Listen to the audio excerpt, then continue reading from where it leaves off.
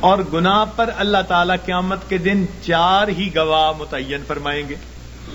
4 گواہ قیامت کے دن پیش کیے جائیں گے.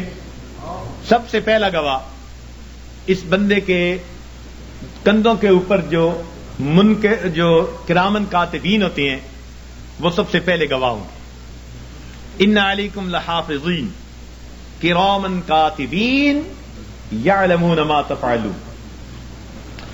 فرشتے گواہی دیں گے رب کریم ہم نے اس کو یہ گناہ کرتے دیکھا, یہ گناہ کرتے دیکھا, یہ گناہ کرتے دیکھا.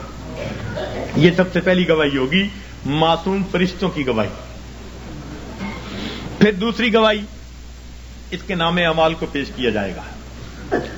ووضع الکتاب فتری المجرمین مشفقین مما فیہ. پھر گنہگار بندہ, مجرم بندہ جب دیکھے گا نام اعمال کو تو اب ڈرے گا, گھبرائے گا. کیا کہیں گے؟ وَيَقُولُونَ يَا وَيْلَتَنَا مَا لِهَٰذَا الْكِتَابِ. ہائے ہماری کم بختی, یہ کیسی کتاب ہے, لا يغادر صغیرة ولا کبیرة الا احصاها ووجدوا ما عملوا حاضرا ولا يظلم ربك احد. جو کیا ہوگا اپنے سامنے حاضر پائے, تیرا رب کسی پر ظلم زیادتی نہیں کرے گا.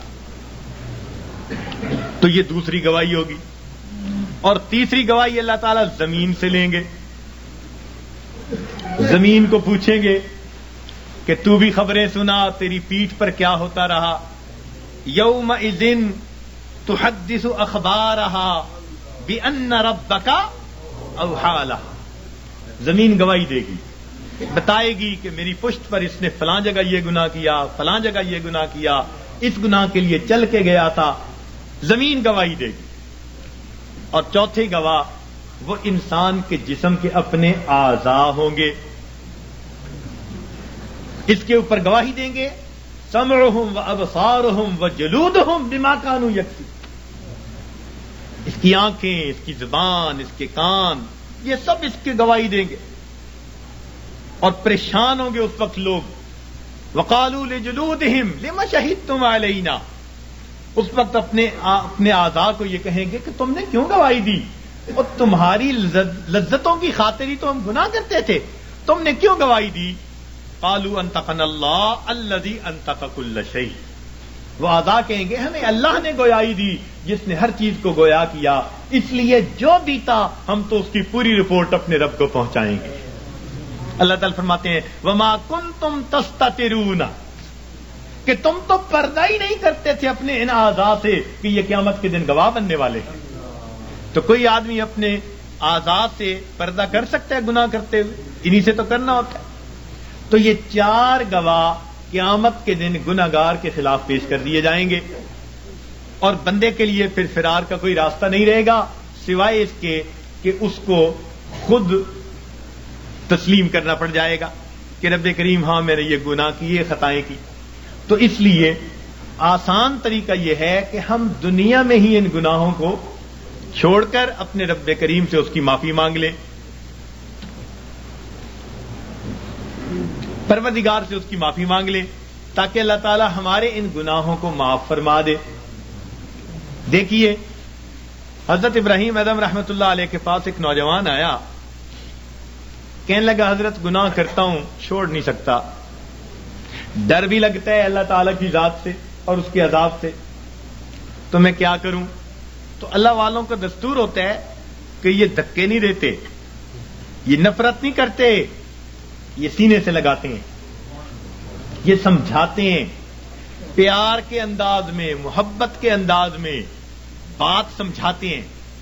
تو حضرت نے اسے کہا ہاں ہاں میں تجھے ایک ترکیب بتاتا ہوں. وہ بڑا خوش ہو گیا کہ حضرت مجھے ترکیب بتائیں کہ میں گناہ بھی کرتا رہوں اور عذاب سے بھی بچ جاؤں. آپ نے فرمایا بھئی پہلی ترکیب تو یہ ہے کہ تو اگر گناہ کرتا ہے تو اللہ رب العزت کی نگاہوں کے سامنے گناہ کرنا چھوڑ دے, چھپ کے گناہ کیا کر. کہنے لگا جی میں اس کی نظروں سے چھپ کے گناہ تو نہیں کر سکتا. فرمان لگے اچھا ایک دوسرا طریقہ بتاتا ہوں, اور وہ طریقہ یہ کہ تو اللہ رب العزت کا رزق جو دیا ہوا ہے وہ کھانا چھوڑ دے, کہ نہ تمہارا دیا کھاتا ہوں نہ تمہاری بات مانتا ہوں. کہنے لگے جی اللہ کا دیا ہوا رزق کیسے کھانا چھوڑ دوں, یہ تو نہیں کر سکتا. فرمایا اچھا تیسرا طریقہ بتاتا ہوں کہ تم اللہ تعالی کے ملک میں رہتے ہوئے اس کی نافرمانی کرتے ہو، تو یہ زمین و آسمان اللہ کا ملک ہے، اس کی ملک ہے، اس سے نکل کر گناہ کر لو۔ کہ جی میں کیسے نکل سکتا ہوں زمین و آسمان سے باہر؟ پروردگار بھی فرماتے ہیں یا معاشر الجن والانس ان استطعتم ان تنفذوا من اقطار السماوات والارض فانفذوا لا تنفذون الا بسلطان۔ اور گڑھے کی مچھلیوں نکلو گے کسی دلیل سے نکلو گے۔ کدھر جاتے ہو؟ سنفرغ لکم ایھا الثقلان۔ اللہ اکبر، ایسا شاہانہ خطاب ہے جو ہلا کے رکھ دیتا ہے۔ سنفرغ لکم ایھا الثقلان، تثنیہ کا صیغہ، اے میری زمین کے بوجھو، یعنی نافرمان جن اور انسان، ان کو مخاطب کیا گیا۔ اے جنوں اور نافرمان انسانوں، ہم اپنے آپ کو تمہارے لیے فارغ کر رہے ہیں، ان قریب اپنے آپ کو فارغ کر رہے ہیں۔ ہم تمہاری خبر لیتے ہیں، تمہارا پتہ کرتے ہیں۔ جیسے ماں کوئی کام کر رہی ہو نا، بچے کو دھمکاتی، کہتی ہے میں آتی ہوں، یہ نہیں کہ آ نہیں سکتی، دھمکانا مقصود ہوتا ہے۔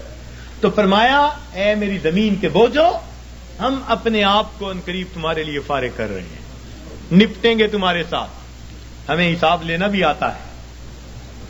وَنَضَعُ الْمَوَازِينَ الْقِسْطَ لِيَوْمِ الْقِيَامَةِ۔ تو اس لیے وہ کہنے لگا جی کہ میں تو نہیں زمین و آسمان سے باہر جا سکتا۔ فرمایا اچھا پھر میں آپ کو ایک تجویز اور دیتا ہوں، وہ یہ کہ اگر تم گناہ کرتے رہو گے تو نام اعمال میں بہت سارے گناہ ہوں گے۔ اب جب ملک الموت آئے گا تو اس وقت تم اسے کہنا کہ بھئی تھوڑی دیر انتظار کر لو تاکہ میں سچی توبہ کر لوں۔ کہنے لگا حضرت اس نے تو انتظار نہیں کرنی، جس سانس میں موت آنی ہے اس سے اگلا سانس بندہ نہیں لے سکتا۔ اذا جاء اجلهم فلا يستأخرون ساعة ولا يستقدمون فلا يستطيعون توصية ولا إلى أهلهم يرجعون۔ وصیت کرنے کی بھی فرصت نہیں ہوگی۔ اس نے کہا حضرت میں یہ تو نہیں کر سکتا۔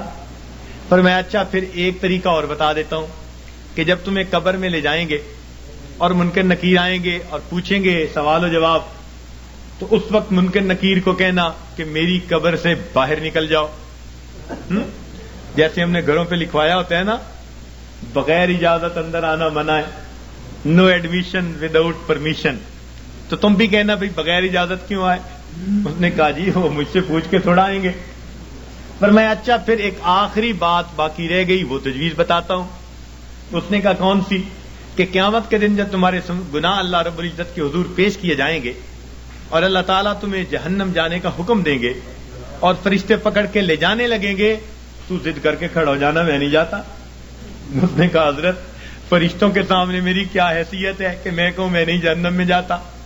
جب اس نے کہا میری کیا حیثیت ہے تو اس وقت فرمایا، اس وقت اس کو ٹھوکر لگائی، فرمایا کہ اے دوست جب تو ان میں سے کچھ بھی نہیں کر سکتا تو اپنے رب کی نافرمانی ہی کیوں کرتا ہے؟ اس نے کہا حضرت مجھے بات سمجھ آ گئی، آج کے بعد میں اپنے پروردگار کی نافرمانی نہیں کروں گا۔ تو یہ اللہ والوں کے سمجھانے کا انداز ہوتا ہے، وہ اچھے انداز میں بات سمجھاتے ہیں۔ تو اس نے گناہوں کو چھوڑنے کا فیصلہ کر لیا۔ تو گناہ ہم جو کرتے ہیں یہی گناہ ہمیں پریشان رکھتے ہیں۔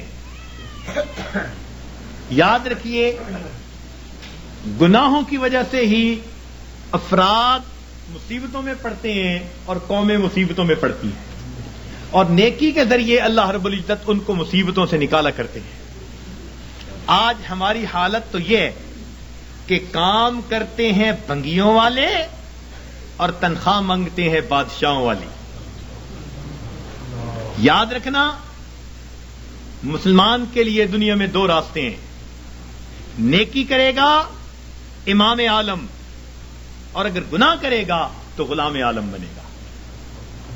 نیکی کی زندگی ہوگی تو امام عالم بنے گا، اور اگر گناہوں بھری زندگی ہوگی تو کیا بنے گا؟ آج من حیث القوم ہم کیا بنے پھرتے ہیں؟ تیرے ہاتھ میں ہو قرآن تو دنیا میں رہے پریشان، تیرے ہاتھ میں ہو قرآن اور تو دنیا میں پھرے ناکام، تیرے ہاتھ میں ہو قرآن اور تو دنیا میں پھرے غلام، غلامی نفس کی ہو، شیطان کی ہو یا کسی انسان کی ہو، نہ ہمیں کہتا ہے یہ قرآن، اور میرے ماننے والے مسلمان، اقرأ وربک الاکرم، تو پڑھ قرآن، تیرا رب کرے گا تیرا اکرام۔ تو مومن کے لیے دنیا میں 2 راستے ہیں، فرما برداری کی زندگی گزارے گا تو امام عالم، اور نافرمان بن کر، فاسق و فاجر بن کر زندگی گزارے گا تو غلام عالم۔ تیسرا راستہ اس کے لیے کوئی نہیں ہے۔ تو گناہوں کو چھوڑ کر ہماری زندگی پرسکون ہو سکتی ہے۔ یہ بات بتانے کی ضرورت اس لیے پیش آئی کہ آج کل اکثر جو سالکین آتے ہیں وہ پریشانیاں دنیا کی لے کے آتے ہیں، پھنسے ہوتے ہیں دنیا میں، آتے ہیں تو 2-3 باتیں کرتے ہیں۔ آتے ہی سب سے پہلی بات، حضرت میں نے بڑے بڑے مشائخ کو دیکھا ہے مگر آپ سے بیعت ہوا ہوں، یعنی احسان جتلا رہے ہیں کہ میرا آپ پر احسان کہ میں بیعت ہوا۔ واہ واہ، حضرت میں نے بڑے بڑے مشائخ دیکھے ہیں مگر میں نے بس آپ سے بیعت کی کہ تاکہ ان کے دل میں پہلے سے یہ احسان مند ہو جائے۔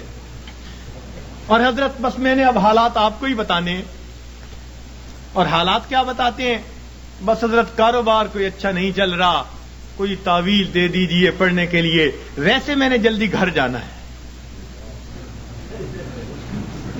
دوسری بات، حضرت بس بیوی سے کچھ بنتی نہیں ان دنوں، کچھ اس کے لیے بھی پڑھنے کو بتا دیں، ویسے میں نے جلدی گھر جانا ہے۔ اور تیسری بات کیا کرتے ہیں؟ حضرت ورد وظیفہ تو ہوتا نہیں، کچھ خود ہی پھونک مار دیں، ویسے میں نے جلدی گھر جانا ہے۔ اب اگر یہ باتیں لے کر آئیں گے تو ذکر و سلوک کیا سیکھیں گے؟ اللہ تعالیٰ ایسے تو نہیں ملتا نا کہ انسان دنیا لے کر آئے اور دنیا کے مسائل کی باتیں پوچھ کے واپس جائے اور سمجھے مجھے اللہ مل جائے گا۔ پھر کہتے ہیں جی 3 سال سے بیعت ہو گئے، 5 سال سے بیعت ہوئے، ہوا تو کچھ نہیں، ہم نے کچھ نہیں کیا۔ اس لیے یہ ٹاپک آج بتانے کی ضرورت پیش آئی کہ ہم اپنی زندگی کے رخ کو جب تک ٹھیک نہیں کریں گے اس وقت تک ہماری زندگی کی یہ پریشانیاں ختم نہیں ہوں گی۔ ماں باپ خود اپنی اولاد کو پریشان کر کے خوش نہیں ہوتے، اللہ رب العزت اپنے بندوں کو پریشان کر کے کیسے خوش ہوں گے؟ تو وہ نہیں خوش ہوتے۔ اس لیے فرمایا ما یفعل اللہ بعذابکم ان شکرتم وآمنتم، اگر تم ایمان لاتے، شکر کرتے، اللہ تعالیٰ کو تمہیں عذاب دے کے کیا ہاتھ آتا؟ اللہ تعالیٰ کیا کرتا تمہیں عذاب دے کے؟ وہ کیوں عذاب دیتا؟ تو اللہ تعالیٰ خوش نہیں ہوتے، وہ نہیں چاہتے کہ بھوکے ننگے رہیں بندے، پریشان رہیں بندے۔ یاد رکھیے اللہ رب العزت نے اپنے بندوں کو عذاب کے لیے پیدا نہیں کیا، اپنے بندوں کو ثواب کے لیے پیدا کیا ہے۔ کیوں؟ فرمایا ان اللہ بالناس لرؤوف الرحیم، جب رؤوف الرحیم ذات ہے تو وہ کبھی پریشانی میں اپنے بندوں کو نہیں ڈالنا پسند کرتے۔ ہم خود پریشانیوں میں پڑتے ہیں، ہم پریشانیوں کو دعوتیں دیتے ہیں، بھاگتے ہیں پریشانیوں کی طرف۔ کس طرح سے؟ اپنے رب کے حکموں کو توڑ کے، اپنے محبوب کی سنتوں کو چھوڑ کے۔ کون سا گھر ہے آج بتائیے تو صحیح کہ جہاں نبی علیہ الصلوۃ والسلام کی سنتوں کو ذبح نہیں کیا جاتا؟